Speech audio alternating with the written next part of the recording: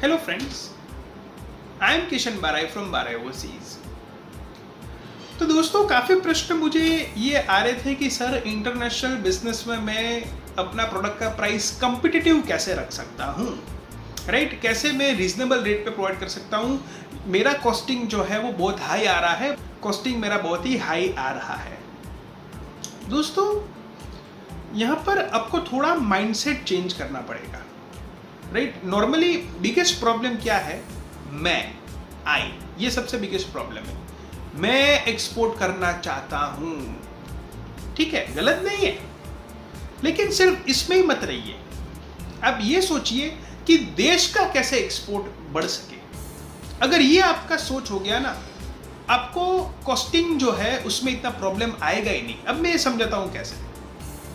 Normally कोई भी धंधा आप शुरू करते हो, चाहे लोकल लेवल पे हो, एक्सपोर्ट लेवल पे हो, कुछ लाख आप इन्वेस्ट करते हो, अपने कुछ लैक्स आप उसमें इन्वेस्ट करोगे।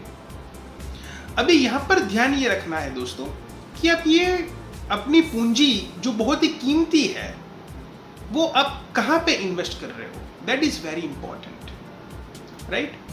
अभी यहां पर चीज ये है कि ज्यादातर लोगों का माइंडसेट ये होता है कि मैं प्रोडक्ट्स खरीदने में इन्वेस्ट करूं, क्योंकि मैं स्टार्टअप हूं तो मुझे शायद कोई अभी उधारी में नहीं देगा, राइट?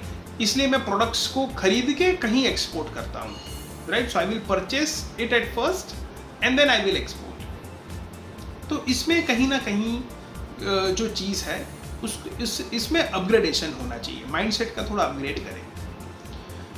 वो चीज़ ये है कि आप ये जो कुछ लैक्स रुपीस प्रोडक्ट खरीद के एक्सपोर्ट करने का सोच रहे हो, राइट? उसके आगे का स्टेप ये है कि बेहतर होगा कि आप ये पैसे, राइट, अपना फॉरेन सेटअप करने में लगाइए, राइट? आप कुछ ग्रुप बना के कर सकते हो, आप अकेले भी कर सकते हो, right? But group is always an better option.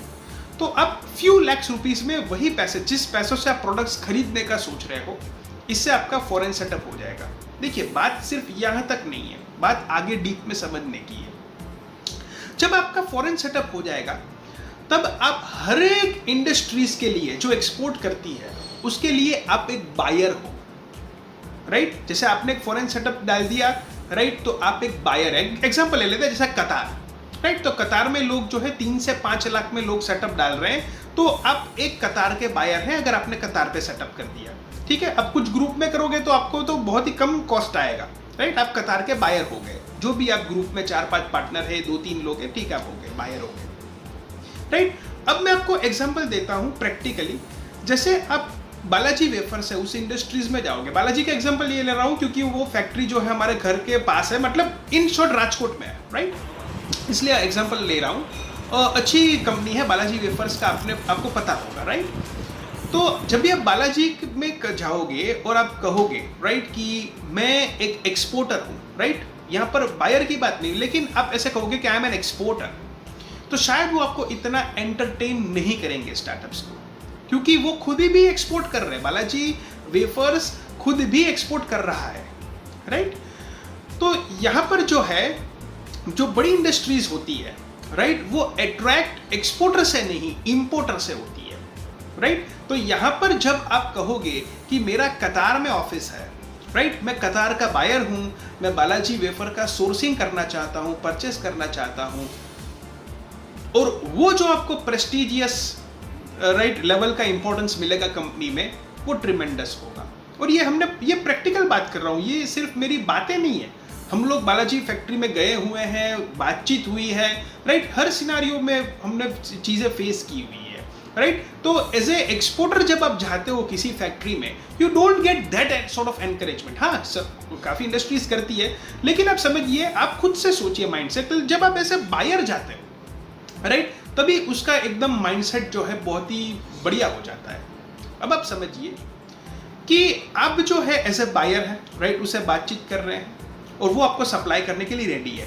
बस यहाँ पर आपको ध्यान ये रखना है कि आपका अगर कॉस्टिंग जो है वो मैच नहीं हो रहा है, क्योंकि यहाँ पर क्या आपका सोच हो सकता है कि भाई मैं सबसे पहले, मेरी इंडिया की भी कंपनी है, फॉरेन की भी कंपनी है, तो मैं प्रोडक्ट्स को खरीदूंगा, फिर इंडिया की कंपनी जो है वो प्राइस एड ऑन करेगी और फिर मुझे सप्लाई करेगी, या फिर मुझे सप्लाई करेगी तो एटलीस्ट मुझे गवर्नमेंट इंसेंटिव तो मिल जाए अगर मैं मैन्युफैक्चरिंग के सोर्सिंग प्राइस से भी सप्लाई करूँ तो। लेकिन यहाँ पर दोस्तों स्थिति ये होती है कि इसमें आपका कॉस्टिंग कहीं ना कहीं बढ़ जाता है जब आपकी इंडिया की कंपनी किसी से प्रोडक्ट मैन्युफैक्चर से प्रोडक्ट खरीद के एक्सपोर्ट करे। कहीं ना कहीं आपका कॉस्टिंग बढ़ जाएगा क्योंकि यहाँ की कंपनी का मेंटेनेंस भी करना पड़ेगा, आपको साल का सीए का भी खर्चा देना पड़ेगा, रिटर्न ऑडिट सब कुछ होगा, राइट। इससे बेहतर ऑप्शन ये है, देखिए अगर कॉस्ट मैच हो रहा है करिए, ग्रेट, आपकी इंडिया की कंपनी भी ग्रो हो रही है। लेकिन आपका कॉस्ट मैच नहीं हो पा रहा है तो ऐसा मत सोचिए कि मैं ही एक्सपोर्ट करूं, right. Allow the big companies, the industries, right, the factories to export directly to your company. अब छोड़ दीजिए मर्चेंटिंग का काम, राइट। अब जो है वो बड़ी इंडस्ट्री डायरेक्ट आपको फॉरेन की कंपनी को सप्लाई करे, राइट। तो क्या होगा कि आपको फैक्ट्री भी डालने की जरूरत नहीं है, राइट। आपका फॉरेन कंट्री में एक प्लेटफॉर्म है कि जहां पर प्रोडक्ट्स को सेल कर पाए। प्लस मेजॉरिटी केस में आपका फायदा क्या होगा कि अगर आपका प्रेजेंटेशन अच्छा होगा तो आपको वही 5 लाख का प्रोडक्ट या 10 लाख का प्रोडक्ट आपको काफी क्रेडिट में मिलेगा। क्योंकि क्या है, बायर का इंपॉर्टेंस बहुत ज्यादा होता है। और क्रेडिट में क्यों देगा लोग, क्योंकि गवर्नमेंट का सिक्योरिटी रहेगा ईसीजीसी बीच में, ये लोकल में नहीं रहता, इसलिए स्टार्टअप को क्रेडिट में लेना मुश्किल है। लेकिन एक्सपोर्ट्स में क्या है, ये थोड़ा आपका आसान हो पाएगा because the other security parameters are there. So बड़ी कंपनी एक सेफ टर्म्स में भी आपको सप्लाई कर सकती है। तो जो 5 लाख का प्रोडक्ट खरीदने में सोच रहे थे, राइट, उससे बेहतर अगर आपकी सोच वहां पर जाए फ्यूचर में कि यही मैं अमाउंट फॉरेन कंट्री में कहीं लगा सकूं जहां से मेरा ढांचा बन पाए, परमानेंट ढांचा, राइट, तो ये थोड़ा ज्यादा बेटर होगा, राइट। क्योंकि देखिए हर कंट्री में मैन्युफैक्चरिंग करना पॉसिबल नहीं है। मैन्युफैक्चरिंग केवल चंद कंट्री में होता है और उसमें इंडिया हब है, आप जानते हो, राइट। तो यहां पर एक चिप सोर्सिंग करना जरूरी है। अगर आपको प्रॉफिटेबल मिलती है तो डू देम 100% एडवांस। आपका फॉरेन का कतार का ऑफिस है, राइट, तो late them pay 100% advance, right, to Indian company अगर बहुत ही सस्ता मिल जा रहा है तो, और is try to get on the credit अगर वो मिलता है तो, राइट। और चीज जो है वो आप सप्लाई कर दीजिए, chances are maximum that you will get it on the credit, right, once you have the setup. क्योंकि क्या है, आप किसी इंडस्ट्री में बायर बन के जा रहे हो, राइट। तो बस यहाँ पर समझने की बात ये थी कि जरूरी नहीं है कि आपकी इंडिया की कंपनी एक्सपोर्ट करे, राइट। अगर आपकी फॉरेन की कंपनी है, वो एज ए बायर, राइट, अच्छा रोल प्ले करती है, then you be the buyer, right. यहाँ की इंडस्ट्री को एक्सपोर्ट करने दीजिए, डायरेक्ट कनेक्शन करने दीजिए, क्योंकि आपको लॉन्ग टर्म सोचना है, राइट, कि कैसे कंपिटिटिव भाव में मैं एक मेरा प्लेस बना सकूं इंटरनेशनल इंडस्ट्री में, राइट, जहां पर मेरा रेगुलर, फिर इसमें कॉन्ट्रैक्ट भी होते हैं, यहां पर भी डिस्ट्रीब्यूशन शिप होती है, right. Once the company gives the distribution ship to Qatar, they won't provide to anybody else. तो यहां पर आपका मोनोपोली भी हो गया, जैसे कि आपकी प्रोडक्ट में ब्रांड इमेज बनाने में मोनोपोली ना हो पाया शायद, राइट। लेकिन यहां पर आपकी एक इंडस्ट्री, राइट, एक इंडस्ट्री के साथ आपकी ब्रांडिंग हो जाती है या फिर उनकी ब्रांडिंग हो जाती है, लेकिन आपको ही सप्लाई मिलती है, तो ये मोनोपोली काफी हद तक आ सकती है, राइट। तो ये चीज भी है। तो अलग अलग कंट्री में you can get the best Indian sources और अलाउ देम। अगर उसको आप कहोगे ना कि भाई आप एक्सपोर्ट करो, मैं बायर हूं, तो उसको भी इंडस्ट्री को एनकरेजमेंट मिलेगा कि देखिए बायर है, मेरे से प्रोडक्ट्स लेने के लिए आया हुआ है और मैं सप्लाई करने के लिए रेडी हूं।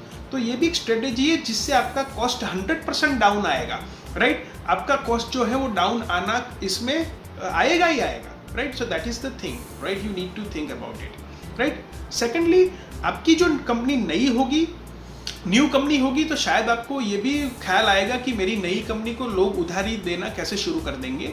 तो यहाँ पर बेस्ट ऑप्शन ये होगा कि सबसे पहले you try to convince the people, also tell them कि आप इंडियन हो, आप इस प्लेस में रहते हो, आप ये पुराना बिजनेस करते हो, आपका ये सॉर्ट ऑफ थिंग है, right, and try to get it from the reference. अगर ये नहीं हो पा रहा है तो then there is a very good option for you that you can apply for the DUNS number. देखिए मेरे पास काफ़ी ऐसे लोग जो मुझे पूछते हैं कि sir can we apply for the DUNS number ताकि हमारा डीएनबी रिपोर्ट अच्छा है। देखिए इंडिया की एक्सपोर्ट की कंपनी को डंस नंबर का इतना वैल्यू नहीं है, वो ऑटोमेटिकली अच्छा हो जाएगा DNB report once you keep on doing the turnover, right, ये ऑटोमेटिकली अच्छा हो जाएगा। लेकिन फॉरेन कंट्री में ऐसे बायर अगर आप डंस नंबर ले लेते हो तो आपको बेनिफिट क्या है कि आपको लोग ज्यादा ट्रस्ट, क्योंकि आपके ऊपर क्रेडिट इंश्योरेंस मिलना शुरू हो जाएगा, राइट, आपकी कंपनी का थोड़ा इमेज अच्छा हो जाएगा, राइट, उससे, so that you can get the goods on credit. क्योंकि यहाँ पर कोई गारंटर है। देखिए नॉर्मली क्या होता है, क्रेडिट में एक गारंटर चाहिए, राइट? तो बीच में सरकार एक गारंटर रह जाता है, राइट? आप उस सरकार को अच्छा रिप्रेजेंटेशन देते हो, आप डीएनबी को अच्छा रिप्रेजेंटेशन देते हो, आप डंस नंबर निकाल लेते हो, तो आपका चांसेस मैक्सिमम है कि government will provide you the maximum credit limit against you, right? आपने देखा होगा कि जैसे कि इस दुबई में इतने सारे स्कैम हो रहे हैं, अलग अलग कंट्रीज में भी स्कैम हो रहे हैं, आप देखिए तो उसमें बहुत सारे इंडियन भी है, राइट? देयर आर पाकिस्तानी लेकिन इंडियन भी है। वो इंडियन आप सोचिए कि वो इंडिया में रह के डायरेक्ट स्टार्टअप उधारी लेना चाहेंगे, नहीं होगा, लेकिन वो फॉरेन में थे इसलिए लोगों ने यहाँ पर उधारी में देना शुरू कर दिया, राइट? तो ऑब्वियसली फॉरेन कंपनी के बायर का प्रेस्टीज एक है और हमेशा रहेगा, इसमें गवर्नमेंट सिक्योरिटी भी रहेगा, इसलिए और ज़्यादा कॉन्फिडेंस आएगा लोगों को, राइट? और एज ए बायर, जब आपका फॉरेन सेटअप है, एज ए बायर आप इंडस्ट्री में जाइए, और अगर कॉस्ट मैच नहीं हो पा रहा, अगर कॉस्ट आपका हाई पड़ रहा है, don't try to buy from them locally and export. ऐसा, इससे बेहतर ऑप्शन ये है, ask the industry to export directly into your company, have a very good agreement, distribution ship, सारी चीजें राइट कर लीजिए ताकि आपको ही सप्लाई मिल पाए, और try to create a monopoly in this industry. और आप ये बहुत छोटे बजट से राइट कर सकते हो जो आप लोकल में कहीं भी नहीं कर पाओगे, राइट? इतना अच्छा ये मौका है, अपॉर्चुनिटी है, राइट, इन दिस एरा,